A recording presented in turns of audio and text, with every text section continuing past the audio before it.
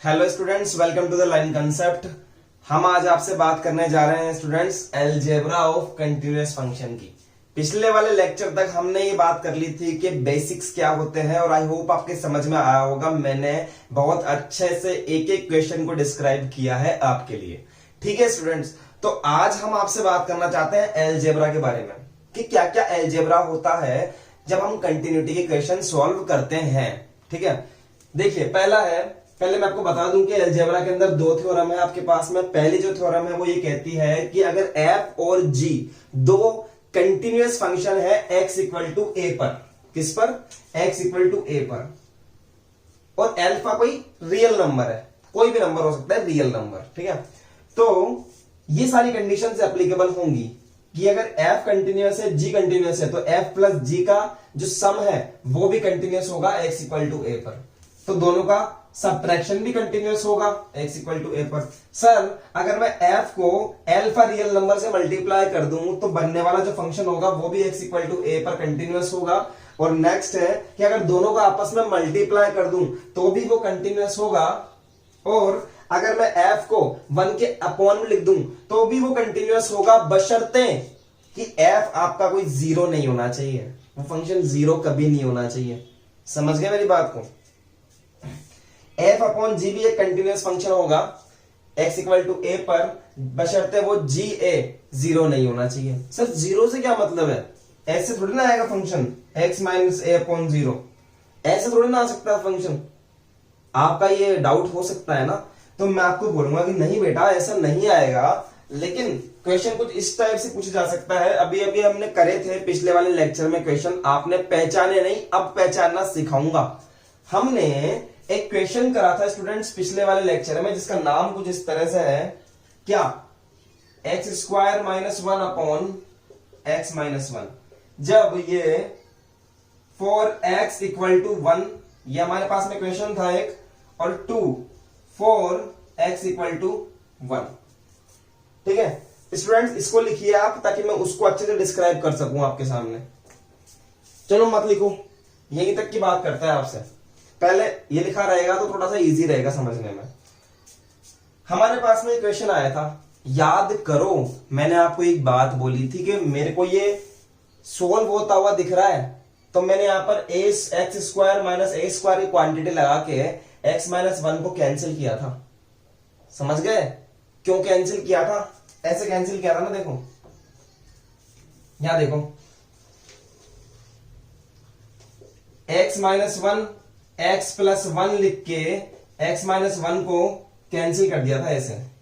तो क्या बचा था मेरे पास में? सिर्फ एक्स प्लस वन बचा था इस वाली क्वांटिटी में, सिर्फ एक्स प्लस वन बचा था। इस एक्स माइनस वन को कैंसिल करना जरूरी था, क्योंकि जब एक्स इक्वल टू आप वन पुट करते ना यहां पे, तो ये क्वांटिटी जीरो हो जाती। जब आप क्वेश्चन करते बिना सोल्व करे तो ये नीचे वाली क्वांटिटी आपको जीरो मिलती, चाहे आप करके देख लेना। इसको लिखिए और अच्छे से समझाता हूं एक बार और।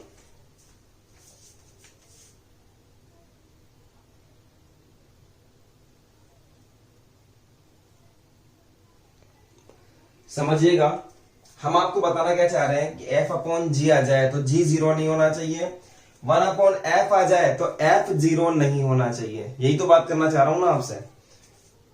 हमने पिछले लेक्चर में ये क्वेश्चन देखा था और इसको क्वाड्रेटिक को सॉल्व करके हमने कुछ इस टाइप से लिखा था, x plus two x minus three divided by x minus three, और इससे हमने इसको उड़ा दिया, बाकी तो सारा सेम था।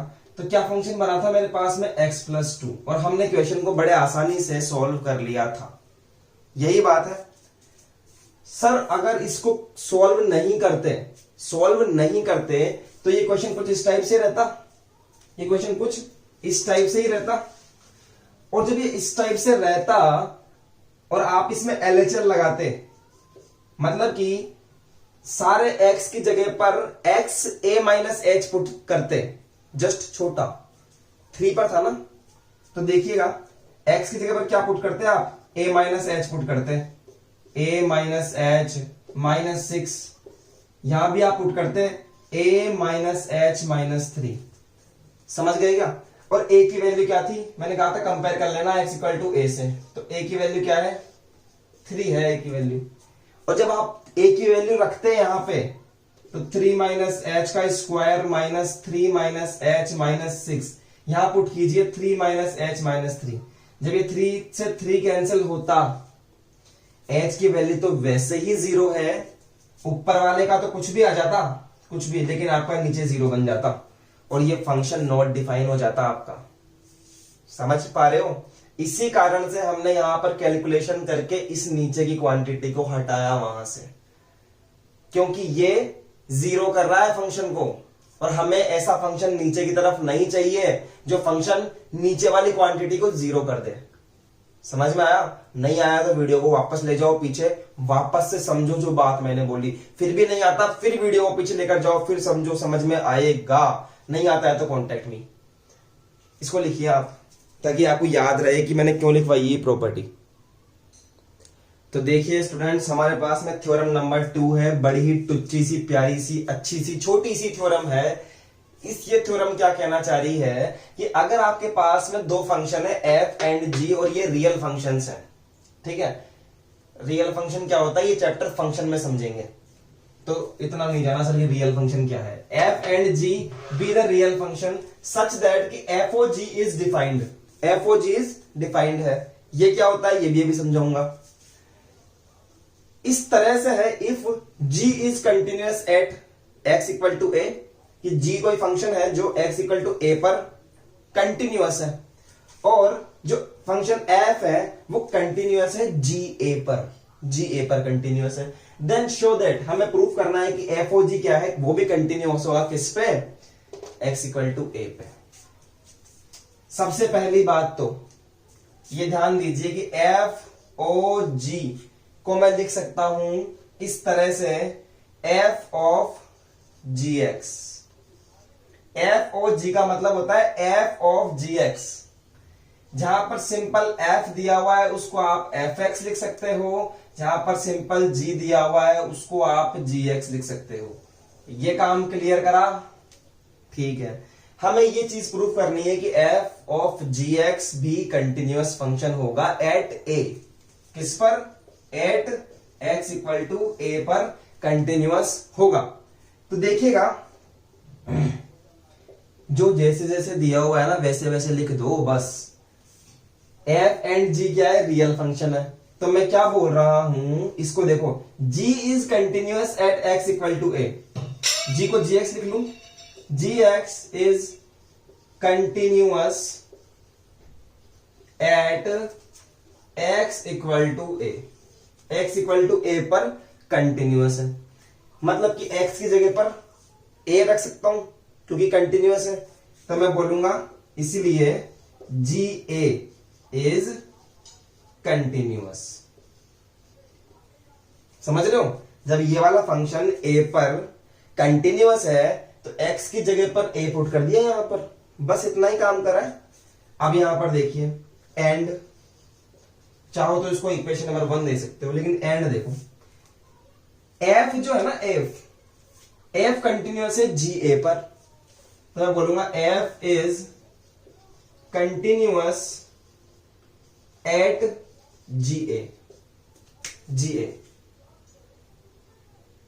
एफ एक्स लिख लेता हूं यहां पे, एफ एक्स कंटिन्यूअस है x equal to g a पर,